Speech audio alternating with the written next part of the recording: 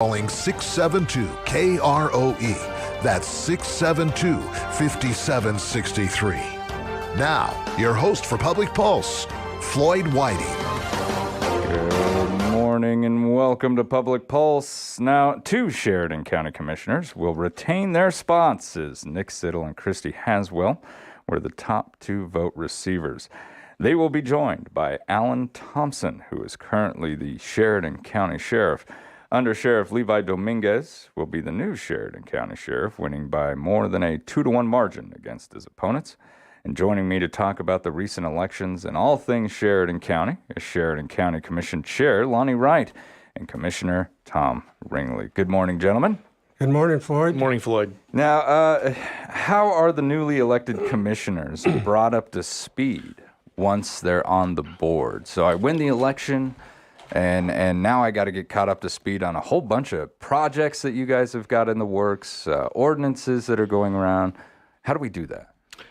Well, Floyd, being still the newbie on the board, when I was elected a couple years ago, one of the things that I did was I had a mentor, actually from Bighorn County, who I communicated with a little bit, and if I had questions about the County Commissioners Association or anything, I could talk to him. Also, Tom and Terry and Nick and Christy have been great to work with to bring me up to speed. If I am up to speed. Yeah. If we ever are. I do my best. But anyway, but there was also a tutorial that was put on by the Wyoming County Commissioners Association. So I sat in front of a computer screen, and being COVID was still flying high. We didn't normally you would go and, meet in mass face to face, but because of COVID, and some of the limitations there, it was on a Zoom kind of type meeting. And so there's a few days of sitting in front of a computer screen trying to make sense of some of the stuff. But just looking at slides primarily. Yeah, it was. But it depends on the person too. Yeah. Like Sheriff Thompson, he comes to every kind of commissioner meeting as part of his duties. So he's got a leg up more than most people would, just because he knows what's going on. So it just depends on the person. There's also a kind of commissioner's handbook that the WCCA puts out. Yep. It's a wonderful thing. So, but anyway, basically, you can read all this stuff and hear all these people, but when you go to your first meeting, you've jumped off the diving board and you're in. Yeah. So you take it from there. And there's a learning curve, but we have a really good system how we run our meetings. So, it's easy to get into the groove and the flow and get up to speed. So, most people don't have any trouble. I will say most commission candidates in the past have spent a little time up there getting acquainted with the budget. But we didn't have that this time. None of the candidates, inquired about, well, how does this all work? Yeah. Except one did. So it just depends on the person, but it's up to them to get up to speed. We won't have any problem with this transition with Sheriff Thompson, because he's committed already to the county and familiar with a lot of the issues. So I don't see any learning curve at all, really. He'll fit right in. Do you remember the feeling that you had at your first meeting? Do you remember that sensation? That was a long time ago. You expect me to remember that? That was in 2009. But I'll tell you what, Mike Nickel and I, who were elected to fill the two new chairs, we went to meetings for about 4 or 5 months beforehand. We just go to the meeting and listen. Went in and got all the documents, the budget and everything. So when the time came, I felt really comfortable. But, there's still am I going to do the right thing here? But it wasn't very traumatic. It was quite enjoyable, really, and I was glad to be a part of it. Yeah, and Commissioner Wright, what would you say would be the biggest challenge that you faced so far in your time on the board? Probably just being patient. Yeah, it's tough. I'm a business guy, and it's a small family business, and so being a small family business, you make snap decisions, and the next day things are working, Feet are moving, things are going on, and sometimes I think that transfers to county and government, and we have projects coming through. For instance, I know we'll talk about this hopefully later, the courthouse renovations that are coming. Once things are approved and we can fund them, I want things to start happening, and it just doesn't work that way. Yeah. I mean, you got to get scheduled in with a contractor, and there's engineering requests, there's engineering studies that have to be done. How far, what's the scope of the work, and all that has to be sorted out. And I guess I'm getting there, but I'm used to things happening quicker. And being a small business guy, things do happen quicker that way. But you can look at all your team. They're not the same scale projects either. So that's a good not point. Really comparable. But I guess patience is one of my challenges. But I'm getting there. And that's one of those things you get to work on every day. Absolutely. Absolutely. I think the biggest thing is the realization that, hey, your decision's going to affect somebody's life.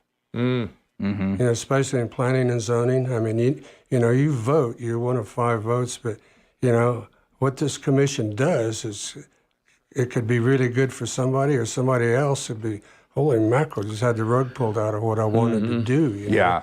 So that's why you really have to be careful and do your homework and be conscious of that all the time. And so you vote eventually, and then, that's the way it is. But you're always mindful that you're affecting people's lives.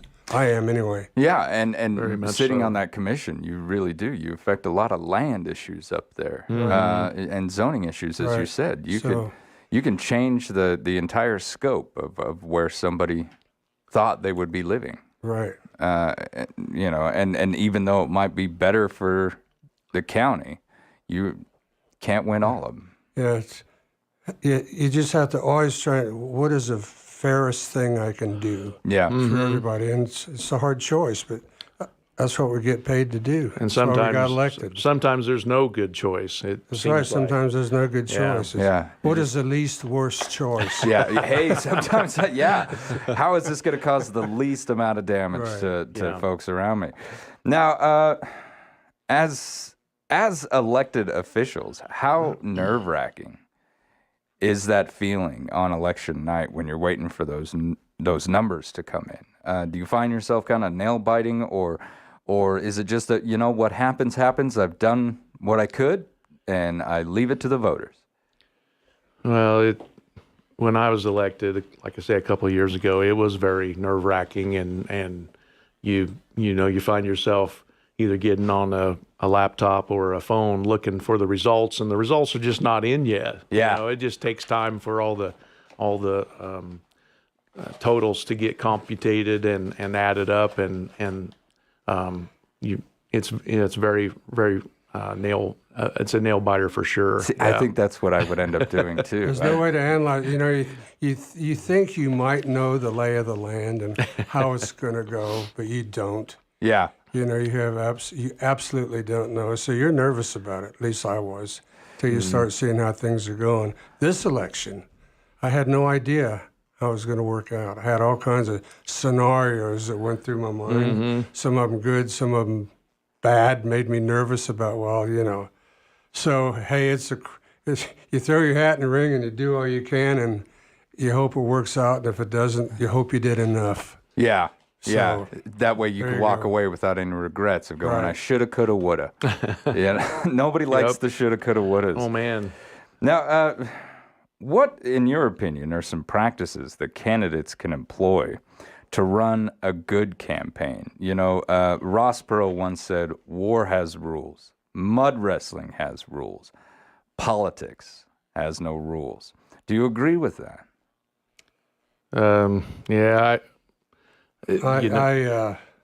That's just something Ross Perot. I don't try to agree with Ross Perot on too many things. But it's not about rules. It's about It's about ethics, and it's about decency. You know, I'm very proud of the fact that the locally elected officials here, with the exception of maybe one, there was no negative campaigning for the winners. The people that won did not do negative campaigning. And, you know, sometimes you wonder if the public is paying attention, you know. But I've always been impressed with Sheridan County voters are they have a good perspective about things. They usually come through, you know, they're not stupid. And, you know, so they elected people, all of them, you know, they hadn't been vetted by a PAC. They made up their own mind, okay? And my congratulations to all the people that ran, you know, the sheriff candidates. None of it was negative. They were all saying, this is what I believe in, what I want to do. There wasn't any mudslinging. So I'm proud of the fact that those kind of people won the election, and impressed by the fact that the public saw through all this negative stuff by golly, and you know, the best people won, in my opinion. My personal opinion. Yeah, rules, maybe not. Ethics, I would agree, yes. Yeah. Just to tag on to what Tom said, I just applaud exactly what Tom said. Applaud the winners, and better luck next time to the losers, and applaud the folks that were positive about, you know, they would talk about their own lives, about what they've done in the past, and stay away from the negative stuff, and that's admirable for sure. So. You know, I think if you're a good enough candidate, that's all you got to do, really, right? This is what I plan on doing. If you like it, great. If you don't, that's okay too. But in my opinion, I think that's, if you're a good enough candidate, telling me what you're going to do, and then sticking to your guns after you're elected. Right. You're a shoo-in. Right. You know, the people will decide based on that. Now, who are the individuals who make all of this happen? Because we walk in, we see our booth. We go to our booth after registering, making sure that everything's set up. We get the vote in. We turn it into the machine. We watch it go down. But behind the scenes is a whole team of individuals. Who are they? If I'm ever going to go to war, I'm going to get the people that run the Sheridan County elections to plan it. As your leadership team, yeah. You know, these folks have been working for months and months and months and months to pull this off. And once again, they did. There were no issues with the election. And if you think of the logistical challenge of getting all the material out to all the precincts. Wow. Yeah. We've got before us here, I gave you beforehand a whole email of everything that happens, and we can't cover it here. That's so much. But there's a lot of dedicated people, you know, the county clerk's office, the election office, and all the volunteers, all the judges, you know. I mean, it's a huge logistics effort, and they make it look kind of effortless. You know, people show up and vote. And then after the election, they got to go back and undo it all, get everything back. To break it all down. So there's just, you know, I can't say enough about folks that run our elections and the volunteers and paid people that help them. It's an amazing effort. Also, for instance, the judges just don't show up on election day. They have to come and be trained to know what's the right thing to do and what's not correct. And if laws change, they got to know. Absolutely. And so there were several days, I know, that they had training sessions going on at the courthouse for just the judges to keep, get them all up to speed on any new changes or such. So it's not a small volunteer position, is it? I mean, this takes commitment and drive. Oh man, to be able to go in there, and because it is a very serious thing that we're dealing with. Votes, especially in this political climate that we see now, where there's so much fear that's been generated. And many times needlessly, in my opinion. The voting has been very secure from what I see across the nation. And you know, the dedication goes along with it. We had some folks who were really long hours. You know, like just for instance, Brenda Kekis, the elections supervisor, and Kim Hine, the chief deputy county clerk, they worked from 5 a.m. to 11:15 p.m. on election day. And that was just that one day. And a lot of other people worked long hours too. So there's a little bit of dedication. Absolutely. Goes along with this. 'Cause the whole pay's bunch of not that dedication. great. Yeah. So I applaud everybody that helped make the election a success, and all the other departments. And thank you very even like much. the sheriff's office. Sheriff's office goes and delivers the ballot boxes. Yeah, it's security. a county-wide effort. So good for them. Everybody steps up, and we do. As residents, we greatly appreciate you, your commitment, and your honesty to this whole process. All right, when we return, we're going to continue with our Sheridan County Commission. This is Public Pulse on 930 KROE, 103.9 FM, Sheridan.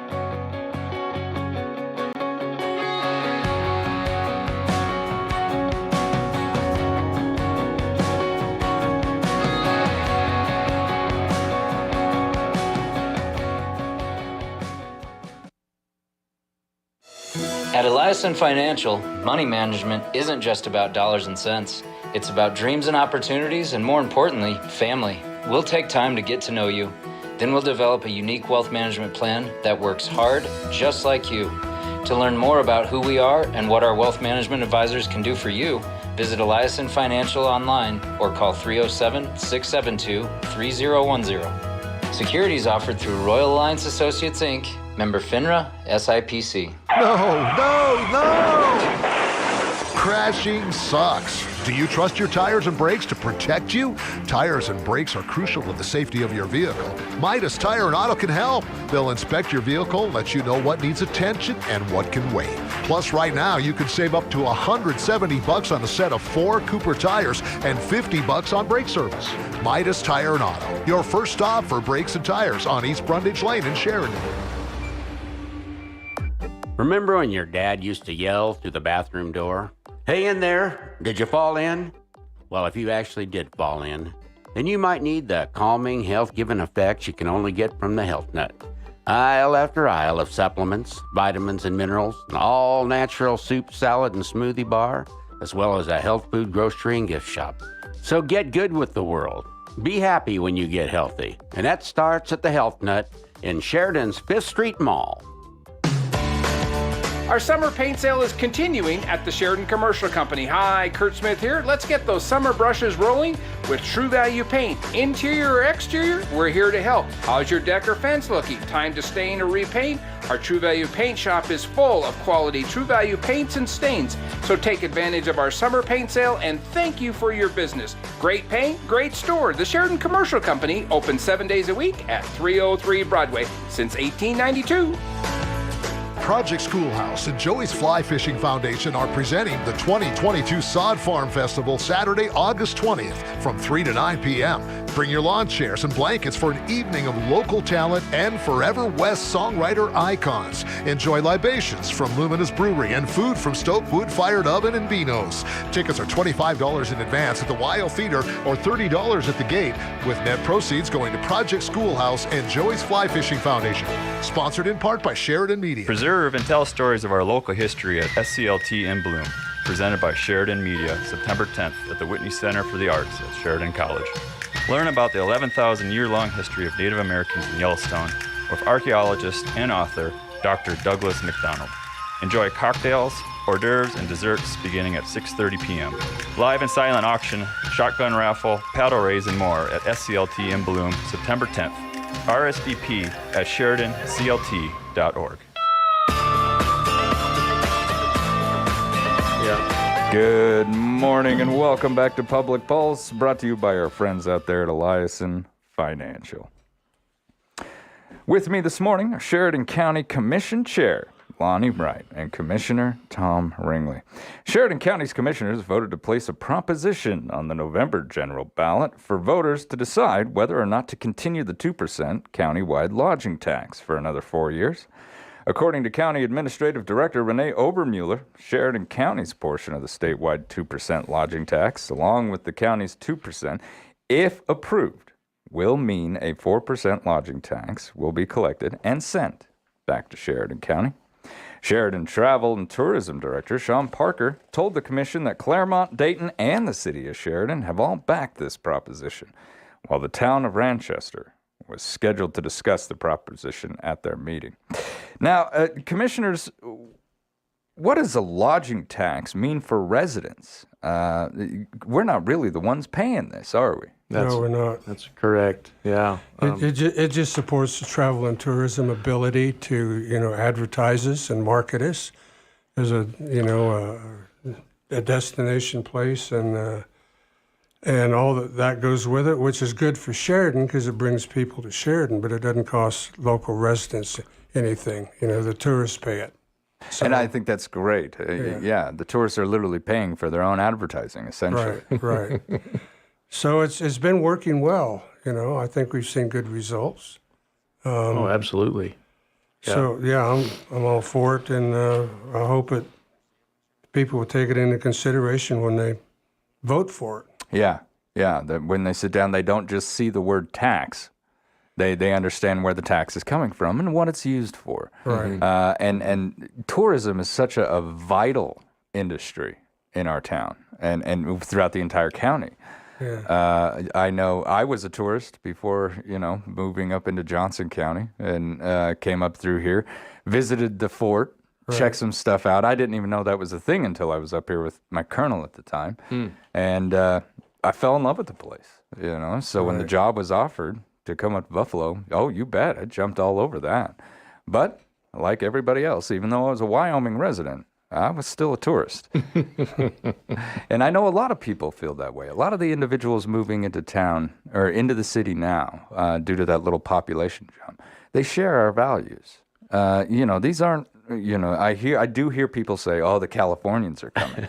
Well, they may be from California, but a lot of them are moving here because of the values that exist here. They don't want to come in here and change the face of the city. Well, because of their own values that are being ignored in other parts of the country. They've had enough. So now, exactly. Let's talk about that project, that courthouse project that's coming up around the corner. Where are we with that so far? Should I go?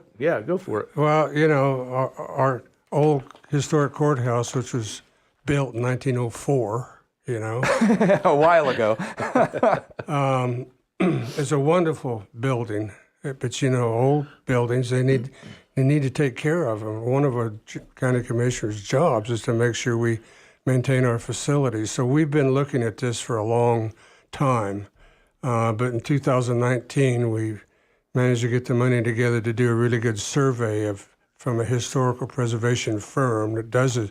What do we need to do to keep our building intact? And so we got this report, really comprehensive, what needed to be done. And so now finally we've got the wherewithal together to actually get it done. And yesterday we just let the contract. I think it's $3.1 million, Lonnie? Yes, sir. To take care of this building and get it back to where it needs to be so it won't deteriorate any further. It's not going to deteriorate. We want to stop it in its tracks where it is now and make it better. So we got a plan to do that, and we got a SLIB loan to do it. And finally, we're going to get it done. Been a long time coming. Now, when shovel in the ground, or it's the way that the water runs off the building. How it drains. Some seeps into the brickwork. Or stonework. Stonework, yeah. And windows leaking, stuff like that. Just stuff that happens with weather and time. Mortar joints that have washed out and fallen apart, and it's not just anybody that can come back and put it back together the way it needs to be done to make it look right. It's very skilled masons. It is. It's special skills that have to come together to do it, I don't know. I think maybe next spring is kind of timeline when they'll actually be able to do. I mean, I think there's going to be a lot of stuff going on next spring around the courthouse between Brook Street. Yep, the Brook Street project, the courthouse renovation and restoration project. There's going to be a lot of hard hats and yellow vests all over the place. Not this fall, but by next fall, sounds like the courthouse is going to look fantastic, though. I'm hoping so. And maybe give us another. Hopefully, Brook Street 120 years. Yeah. So we're good. It's all good. We're glad we can get this done. I'm working on my patience issue. An excellent time to practice your patience. Lonnie talks about patience. It took 8 years. It took 8 years to get Brook Street vacated. That's before you even start the project. So wow. You got to hang in there, Lonnie. Yes, sir. Yes, sir. Everyone's just got to take a breath. All right, guys. I want to thank you so much for coming in this morning. I greatly appreciate seeing you. And it's always a pleasure. And you know what? It's always a great laugh, too, to be able to sit back and kind of laugh at these issues at the same time. Likewise. Thank you. You bet. Thanks for having us. All right, when we come back, we're going to talk to the Sod Farm Festival. This is Public Pulse on 930 KROE and 103.9 FM. Sheridan.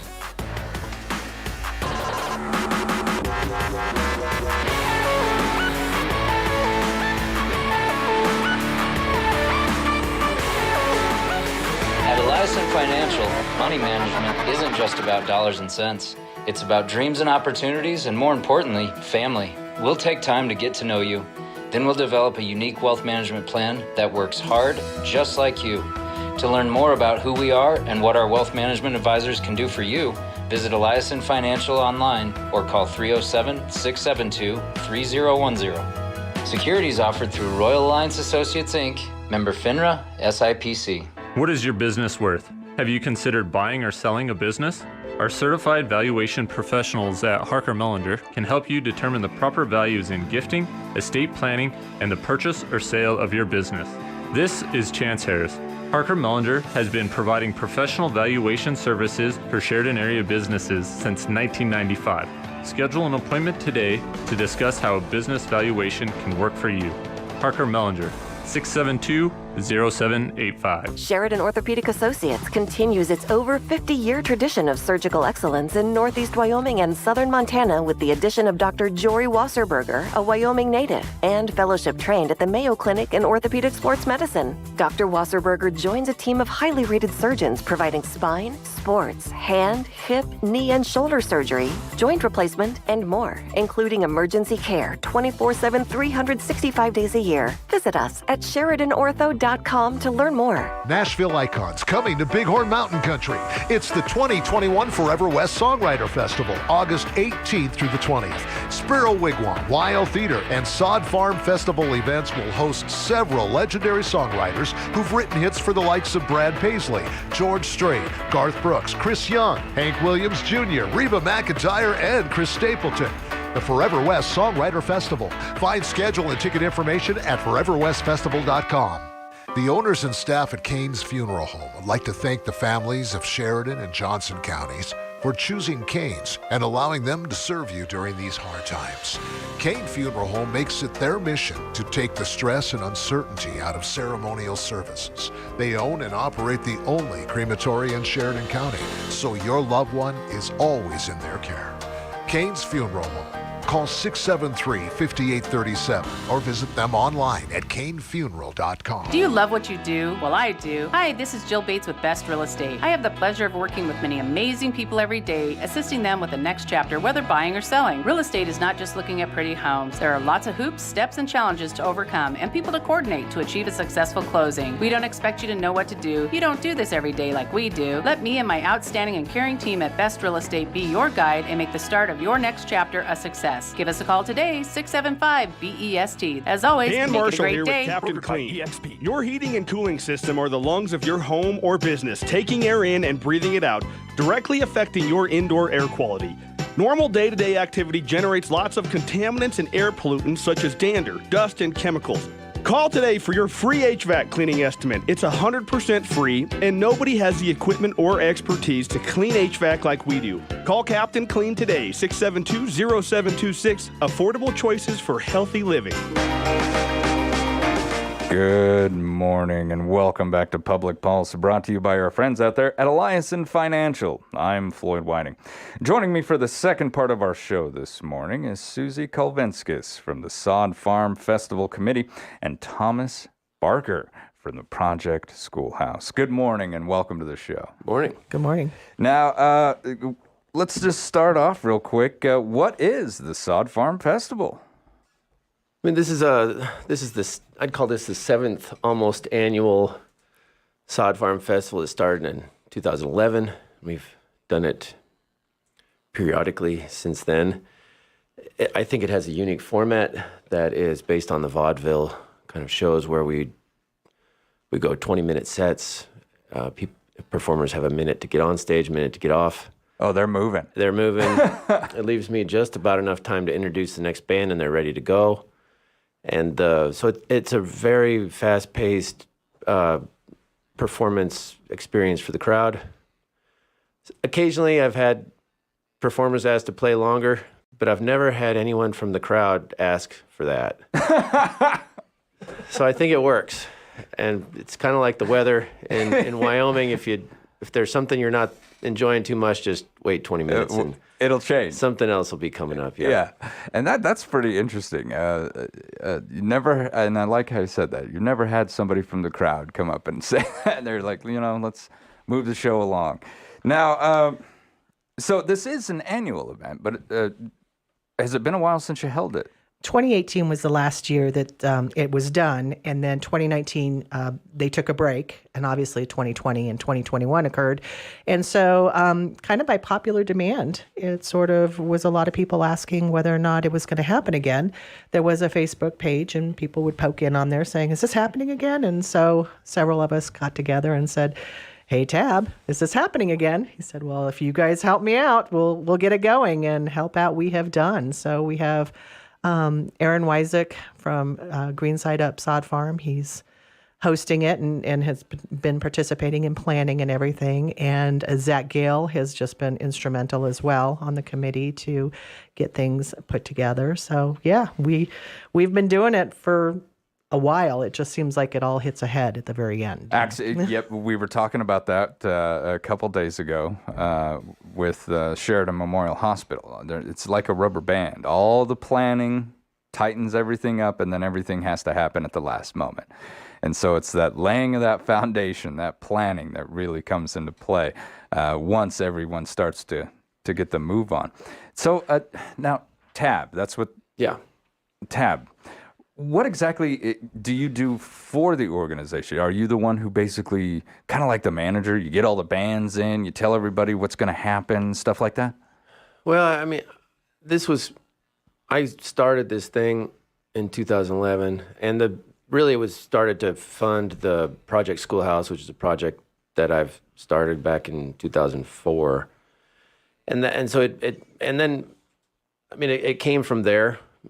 It seems like I was always searching for a way to have a musical fundraiser. We used to do other things, salsa concerts, et cetera. And then in 2011, we got together, and the first year we called it the Sod Farm Reunion or something like that, and gathered a lot of Sod Farm people. My mother has ran the Sod Farm for nearly 50 years. Oh, wow. So that's been our family business, and I grew up out there. And we did it in my mother's driveway, looking at the mountains. Turns out you can cram 500 people into her driveway. And there was 5-acre pasture next door to park the cars in. And we did it once and stopped. And then once again, people were saying we should do it again. And some sponsors came on board, said they'd support. So we did it again. And then it kept wanting to live. It just snowballed a little bit. Kind of, yeah. So then we'd take a break and then do it a couple more years and kind of felt our way along. And then the last time we did it was 2018. Now, has it gotten to the point where bands are contacting you, say, "Hey, I want in there"?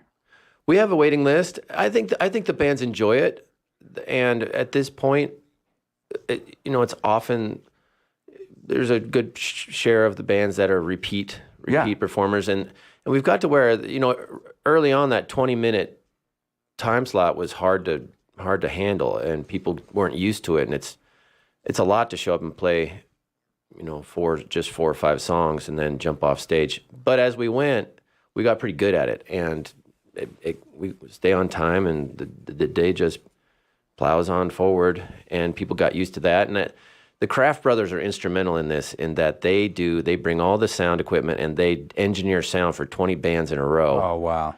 And so we have a front line, a back line. So performers really don't have to bring gear, which as a musician myself, I was always willing to help out a nonprofit as long as I didn't have to carry anything. Right? Yeah. I would show up and play a little bit for free to support. That's fine. But then if they wanted me to bring my own PA and carry a bunch of gear, that made it a lot harder. So in this case, performers get to show up to the event. They play 4 or 5 songs in their set. They don't have to haul their amps or anything. They walk on with a guitar, plug into all the gear that's there, play their tunes, and then I always would bribe them with free beer. Yeah, there you go. So that was always the thing. I'd say, you know, don't haul gear, get free beer. Come play at the Sod Farm Festival. You know, I think that should go on the shirt. Next year. And only the band members get to wear it. Like, I think that would be great. And then after that, they'd be like, you know what? I want one of those T-shirts. I'm going to put my name on that waiting list. Tell me about Project Schoolhouse. Project Schoolhouse is an org that I got started with in 2005 to build elementary schools and water systems in remote areas in Nicaragua. It came out of a project that I did before in Costa Rica. But I moved to Nicaragua just because it needed more aid. Yeah. And I ended up in the middle of the country working in places that closely resemble Wyoming, I think. They're entrepreneurial farmers and ranchers out there. Off the road, everybody moves around on foot or on horseback. Seems a lot like Wyoming 150 years ago, plus cell phones and a lot more water. But even though they have a lot more water, it's all surface water. You can't drink it without getting sick. And so our technology revolves around tapping. We capture high elevation springs, and then we distribute that to the whole community through underground, you know, a subterranean distribution system that community hand digs. Wow. Over the course of about a year. The project we just finished, they put 22 miles of pipe in the ground by hand at the amazing superhuman pace of about 150 yards a day. Holy cow. Which is what it takes. Yeah. To get that much pipe in the ground. But they're pretty pleased to do it because at the end of the day, they get spring-fed running water into their kitchens, and which puts them on the level with any developed country in the world in terms of sanitation. Which, you know, those of us here in the United States, we tend to take things for granted, you know, thinking that everyone has access to free, sanitized water. But a majority of the world does not. And that seems almost alien to us now. You know, I did a little time over in Europe, and while I was over there, they wouldn't allow me to drink out of the faucet. And I thought that was just insane. I'm looking at them going, why can't we drink out of your hose? What is wrong with you people? I don't want any, sparkling water. I'm over the sparkling water. Just let me drink out of your garden hose. But that's because they don't use the same practices that we do. And I never thought about that, especially a place over in Europe at the time, you know. And this wasn't that long ago, 2005. So to think, you know, rural farmers out in the middle of Nicaragua, yeah, the idea of running water, that's a game changer. That's a community changer, and an admirable cause. So it feels good. It's even bigger because people are carrying it, and so and usually that falls on the women and children. And so we're eliminating that job in the process, and it frees up those kids to go back to school, and it just frees up a lot of time. Yeah. Time is money, and it just lets those families advocate for themselves much better economically, politically, even in all the ways. I mean, an absolutely beautiful cause. Project Schoolhouse. Is there a way that people could help? Yeah, I mean, they can donate directly to Project Schoolhouse on our website, projectschoolhouse.org. All right. And they can jump on there and send some donations. They can. And while we're talking about that, we should probably mention that we're partnered. You want to do with it? the Joey's Fly Fishing Foundation as Another well. great foundation. Another great foundation. I know that Joey is at a fishing competition today, so I'm like, oh, rats! I wish I had him here to give all the skinny on that. But I do know that he has Joey's flyfishingfoundation.org as well that can give to that, and that raises money for the kids learning how to fly fish and getting mentorship and learning a new skill. And they're not just fly fishing; they're tying flies. They're making rods. That's another thing that will be at the Sod Farm Festival. Will be a rod handmade by one of the youth of Joey's Fly Fishing Foundation, along with flies that they made. And I just think that's phenomenal. I How can't cool is get that? my little fingers to do anything.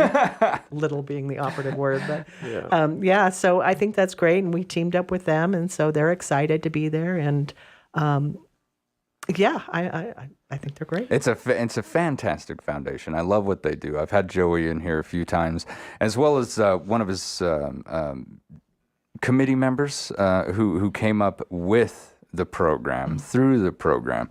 And that mentorship meant so much to his life. I mean, it changed who he was. Right. And he doesn't know where he would be without it. So that is also an absolutely vital foundation. And then also want to mention Carla.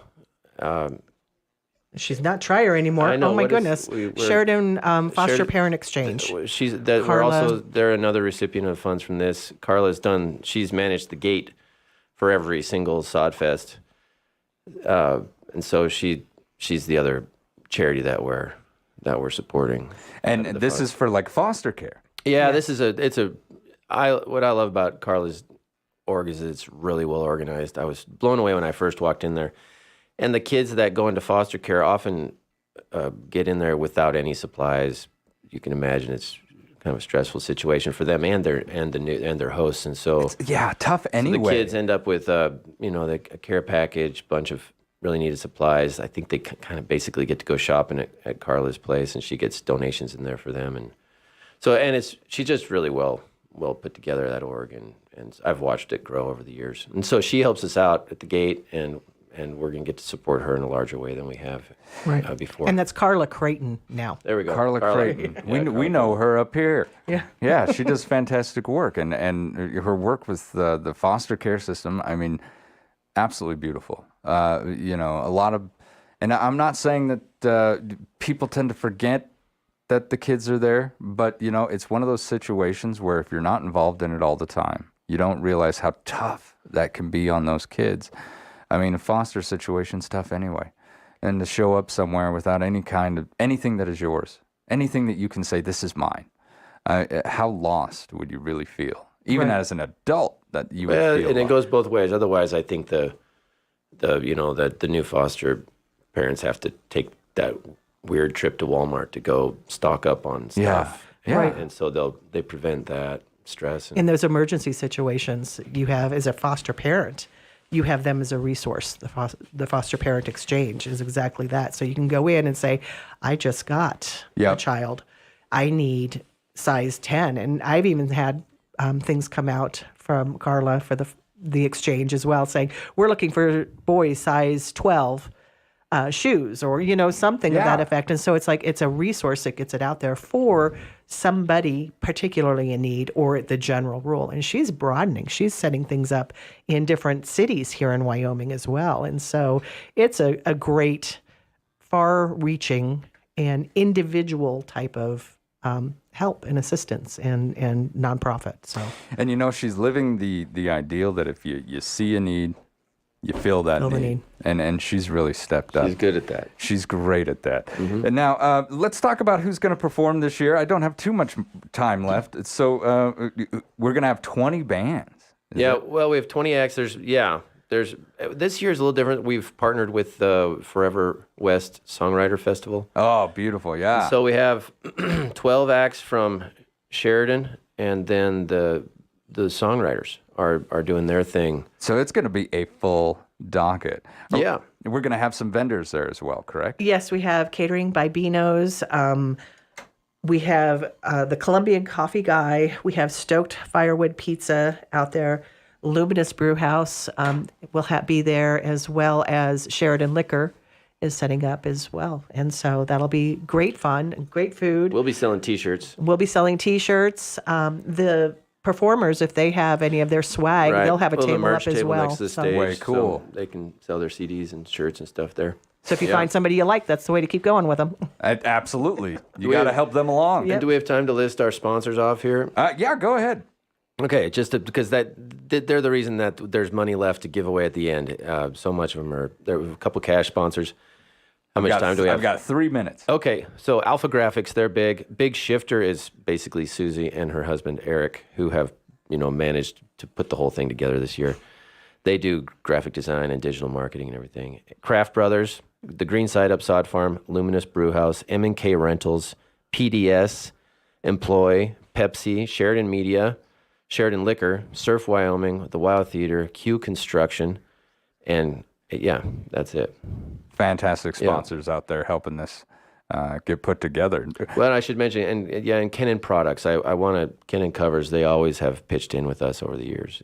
Every other one of these. Yeah. Where can I get tickets? Tickets are on sale at the YO Theater or yotheater.com. You can go to sodfarmfest.org and get tickets. It'll link you up to the tickets, and you can get all the information with the facts stuff as well. And we're going to be at Third Thursday under Joey's Fly Fishing Foundation tent, and we have tickets to sell as well. So it'll be the $25 prior to the gate sale tickets that you can get from us. You'll see us in the T-shirts. They're red with bright yellow and green. Says Sod Farm Festival. You can't miss us. And so there'll be some people walking around, and then at the tent for Joey's Fly Fishing, and we'll have tickets there all the way up to, you can buy them at the gate for $30. Fantastic. All right. Guys, I want to thank you so much for coming in today. Greatly appreciate it. You've been listening to Public Pulse on 930 KROE and 103.9 FM. Sheridan.